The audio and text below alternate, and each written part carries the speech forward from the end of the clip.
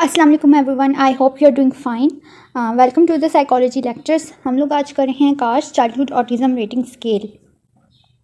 काश जो सा ये ऑटिज़म स्केल है 15 एटम बिहेवियर रेटिंग स्केल है, और इसको बिहेवियर रेटिंग स्केल इसलिए कहते हैं क्योंकि इसकी जितनी भी हम 15 आइटम्स की बात करते हैं, 15 के 15 आइटम्स उस पर्टिकुलर चाइल्ड की बिहेवियर को ही मेजर कर रही होती हैं। तो वैसे तो इसका नाम कार्स है, चाइल्डहुड ऑटिज़म रेटिंग स्केल, लेकिन बिहेवियर रेटिंग स्केल है ये, ठीक है।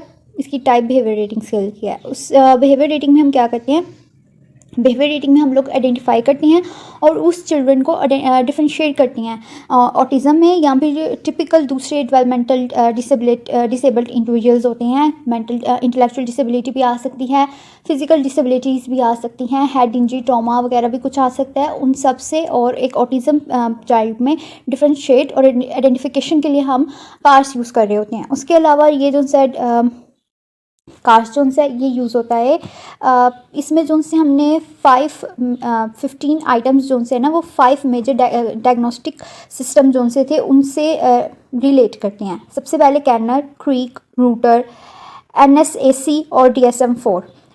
कैनर और क्रीक ने जो ऑटिस्टिक चाइल्ड की डिस्क्रिप्शन दी है या उनके करैक्टरिस्टिक्स बताए गए हैं, उन सब को लेके जो DSM-4 में उनका क्राइटेरिया दिया गया है एक ऑटिस्टिक चाइल्ड का, उसको लेके फिर एक 15 आइटम्स जनरेट किए गए हैं। इन 15 आइटम्स के अकॉर्डिंग फिर हम लोग रेटिंग्स देते हैं, और रेटिंग्स दे के फिर हम उसका लेवल ऑफ ऑटिस्टिक फीचर्स को मेजर करते हैं। लाइक पहले भी बात की, बिहेवियर मेजर करते हैं, बिहेवियर स्केल है ये।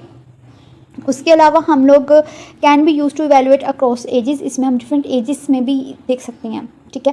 लाइक मैनुअल है ना, मैनुअल में पूरा एक टेबल दिया गया है कि ये चाइल्डहुड में हुए तो उन टेस्ट जब उनमें एप्लीकेबल हुआ तो उसकी रिलायबिलिटी क्या आ रही थी। अडल्ट्स में इसको एप्लीकेबल करके उसकी रिलायबिलिटी भी दी हुई है, वैलिडिटी भी दी हुई है। उसके बाद ये अडोलसेंस तक यूज़ हो सकता है।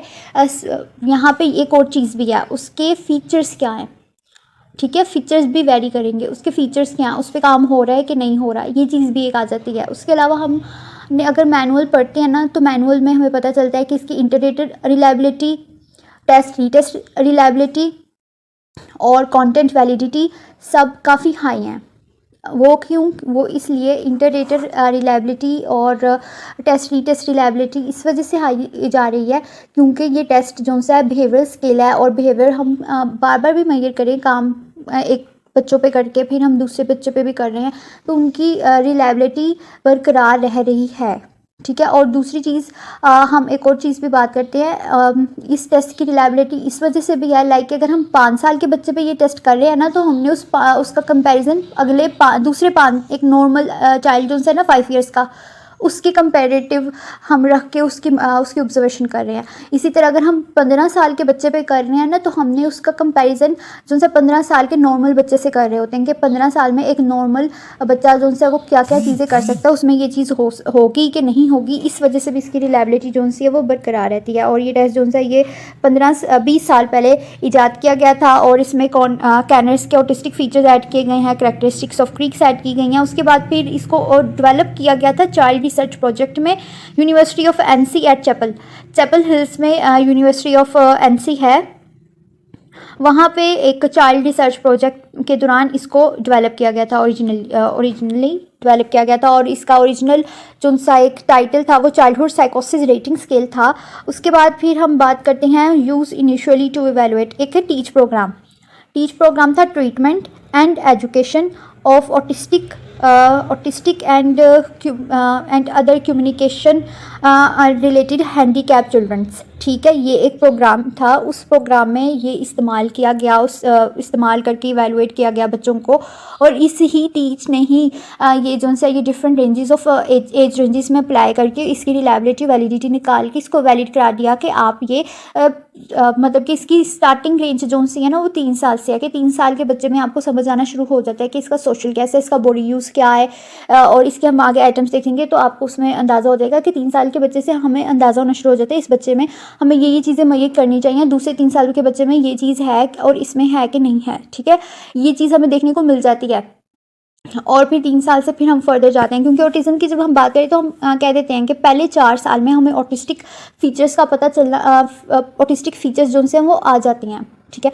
और कार्स करने से पहले अगर हमने ऑटिज़म का क्राइटेरिया जैसे आता हो, स्पेशली ये DSM-5 और DSM-5-TR में काफ़ी डिस्क्राइब्ड क्राइटेरिया हो चुका है। और ये ऑटिज़म को पहले एस्पर्जर, रेट और डिफरेंट कैटेगरीज में रखते थे, लेकिन अब जो है वो पूरा एक स्पेक्ट्रम बना दिया गया, ऑटिस्टिक स्पेक्ट्रम डिसऑर्डर कह दिया गया। अब रेट, एस्पर्जर और इन सबको सेपरेट नहीं करना पड़ता, या डिफरेंशियल डायग्नोसिस में नहीं लेना पड़ता, एक पूरा एक स्पेक्ट्रम ही बन चुका है हमारे पास। उसके बाद जैसे कि अभी मैं बता रही थी रिलेटिंग टू पीपल, 3 साल के बच्चे में हम देख सकते हैं, ये तो हम 2 साल के बच्चे में भी देख सकते हैं, लेकिन जब हम प्रोमिनेंट ऑटिस्टिक फीचर्स की बात करते हैं तो इसलिए हम 1 साल का बस एक रिलैक्स पॉइंट दे देते हैं, ठीक है।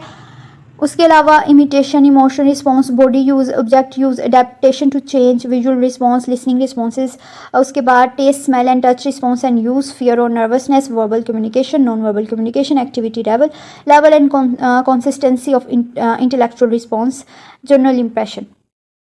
ये बिहेवियर एक्सेस किए जाती हैं कार्स के ज़रिए। कार्स के ज़रिए वो बच्चों दूसरे लोगों से रिलेट कर पा रहा है कि नहीं कर पा रहा। अगर हम इसका क्राइटेरिया देखें ऑटिज़म का, तो वहाँ पे हम बात करते हैं कि वो लोगों से बात नहीं कर पाता, या फिर वो लोगों को एज सच एक रिस्पॉन्स नहीं दे पा रहा होता जितना वो लोगों, और वो बंदा जिनसे वो बच्चा लोगों के नॉन वर्बल रिस्पॉन्सेज समझ नहीं पा रहा होता, ठीक है। उस बच्चे को नहीं पता कि रिलेशनशिप क्या है, उस बच्चे को कमिटमेंट का नहीं पता कि कमिटमेंट क्या है, ठीक है। वो आपके साथ अटैच हो सकता है, फिक्सेट हो सकता है, लेकिन वो आपके साथ एक इमोशनल रिलेशनशिप, कमिटमेंट रिलेशनशिप नहीं रख पा रहा होता, ठीक है। तो यहाँ पे हम रिलेटिंग टू पीपल पे ये सारी चीज़ें देख रहे हैं। इमिटेशन के वो बच्चा आपको इमिटेट कर रहा है, नॉर्मल चाइल्ड जो है आप जो करोगे वो आपके पीछे करेगा। ऑटिस्टिक चाइल्ड में भी ये चीज़ है, और ऑटिस्टिक चाइल्ड में फिर हम इकोलैलिया और इकोप्रेशिया की भी बात करते हैं, ठीक है। वो चीज़ें हैं कि नहीं हैं, एक ये चीज़ भी आ जाती है। इमोशनल रिस्पॉन्सेज की हम बात करते हैं, जब हम इमोशनल रिस्पॉन्सेज की बात करते हैं हम ये चीज़ कहते हैं कि वो बच्चा दूसरों के इमोशंस को, नॉन वर्बल क्यूज़ को नहीं समझ पाता। तो यही यहाँ पे ये चीज़ हम इस्तेमाल कर रहे होते हैं। बॉडी यूज़ में हम क्राइटेरिया में ये बात करते हैं कि उसके स्टीरियोटिपिकल मूवमेंट्स होती हैं। तो हम जब ऑब्जेक्ट बॉडी यूज़ या ऑब्जेक्ट यूज़ की बात कर रही हैं तो हम ये चीज़ें देखते हैं। ऑब्जेक्ट यूज़ हम क्राइटेरिया में कहते हैं कि वो एक बहुत ही रिस्ट्रिक्टेड होता है, अपनी डेली रूटीन को लेके काफ़ी रिस्ट्रिक्टेड होता है और फिक्सेट होता है अपनी कुछ चीज़ों को लेके, कुछ कपड़ों को लेके, कुछ खिलौनों को लेके। तो ऑब्जेक्ट यूज़ में हम ये एक फैक्टर जो उनसे वो कंसर्न करते हैं। अडेप्टेशन टू चेंज में हम ये बात करते हैं कि वो काफ़ी फिक्सेट होता है और वो काफ़ी टेंट्रम शो करता है अगर उसके ज़रा सा भी चेंज आए उसकी डेली रूटीन में। यहाँ पर वो मखसूस खाने खाना पसंद करता है, अगर उसके खानों में थोड़ा सा भी टेस्ट का फ़र्क आ जाए तो भी वो टेंट्रम शो करता है। तो अडेप्टेशन टू चेंज में हम ये चीज़ देख रहे हैं। विजुअल रिस्पॉन्सेज में और लिसनिंग रिस्पॉन्सेज में, स्मेल, टच, टेस्ट में हम ये चीज़ बात करते हैं कि ये बच्चे जो से होते हैं इनकी सेंसरी एबिलिटीज़ काफ़ी ज़्यादा सेंसिटिव होती हैं।